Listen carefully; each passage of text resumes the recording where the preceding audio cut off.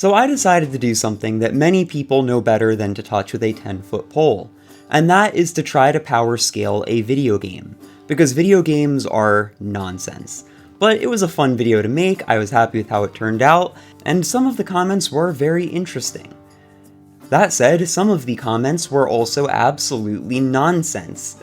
I think the main one that stands out is people were saying that because the Tarnished can move in Farum Azula, and so can all of the enemies there, the Tarnished is faster than time.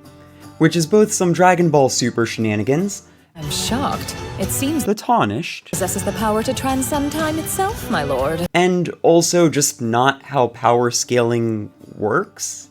One of the more common things in media is that there are certain places that characters go to that exist outside of time or in a parallel dimension, and just the ability to move around there usually doesn't mean anything.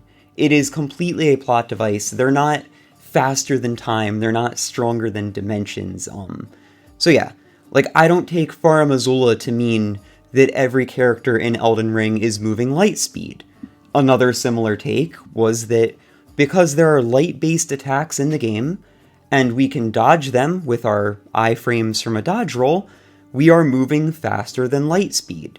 I think that has a little bit more of a leg to stand on, but it just doesn't really hold up. Or if it does, you shouldn't really take it as we are faster than light, especially when most of the game is spent running along at a slow jog. It makes a sort of dissonance that's hard to get behind. The other side of it being a video game is that you can take down a literal god with an unupgraded dagger, like just one that anybody swings around. So my point is, there always has to be a sort of understanding that not everything you can do in the game is a direct representation of stuff actually happening. And then there's Radahn. So Radahn is one of the main bosses of Elden Ring, or at least one of the ones that gets the most attention. He's a demigod. Many call him the mightiest demigod. But mightiest doesn't even begin to cover how absolutely absurd this character is compared to anybody else in the entire Elden Ring world. Like, okay, Radahn is holding back the stars.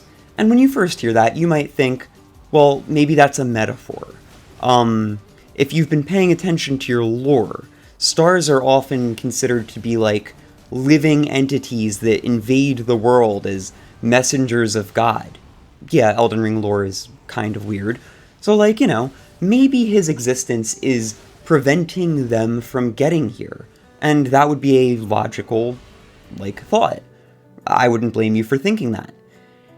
And then once you beat Radahn, you get to see the entire sky beginning to move. All of it. So, assuming that he only... right away, this completely breaks any ability to power scale this world. Because if he has the power to freeze the stars in space, like, prevent them from moving, there shouldn't have been a fight. I don't care how good Malenia is with a sword. You're telling me that she managed to fight that? Apparently gravity magic isn't even his main thing. It was a thing he picked up and got good at so he could ride his horse. Now, he's above average at it, yes, but he is a warrior first. I'm sorry, you're going to try to tell me that his warrior skills are more impressive than holding space still? And that's assuming that it's only all of space around the lands between and their planet. If he's holding all of space still, like, all of it, that's getting into some Dragon Ball tier nonsense. Like, actually.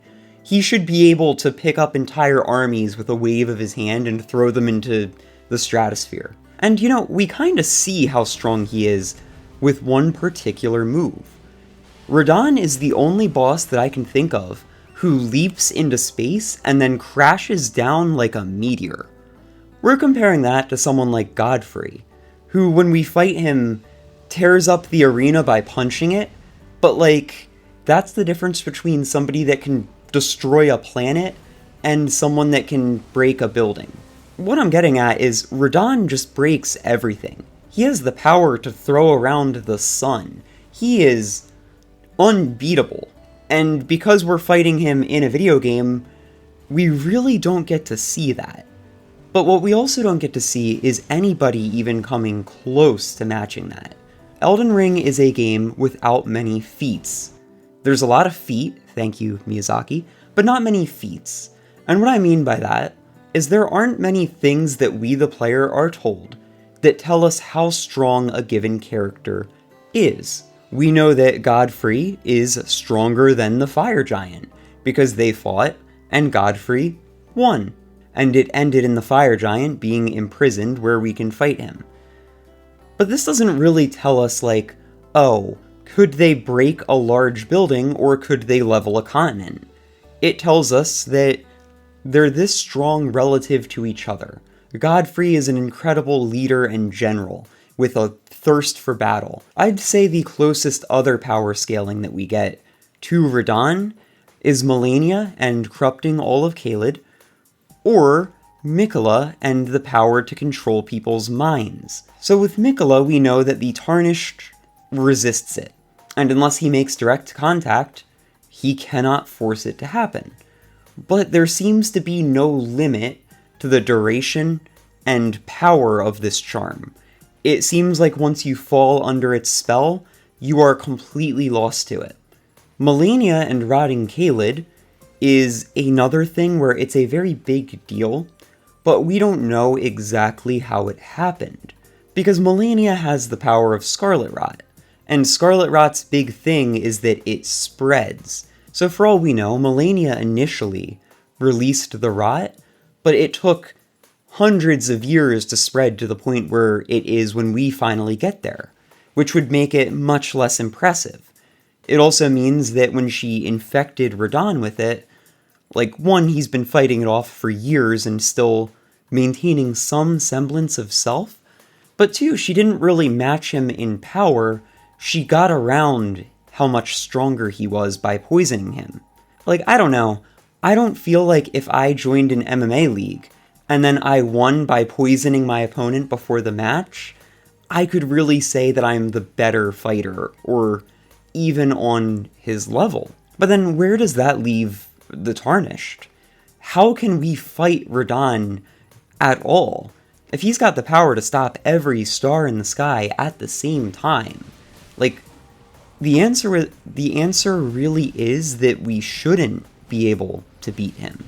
Nothing that we can do really makes sense unless you go with the literal reading that when we roll we can dodge gravity, which, sure. And that's kind of the problem with trying to power scale Elden Ring, right?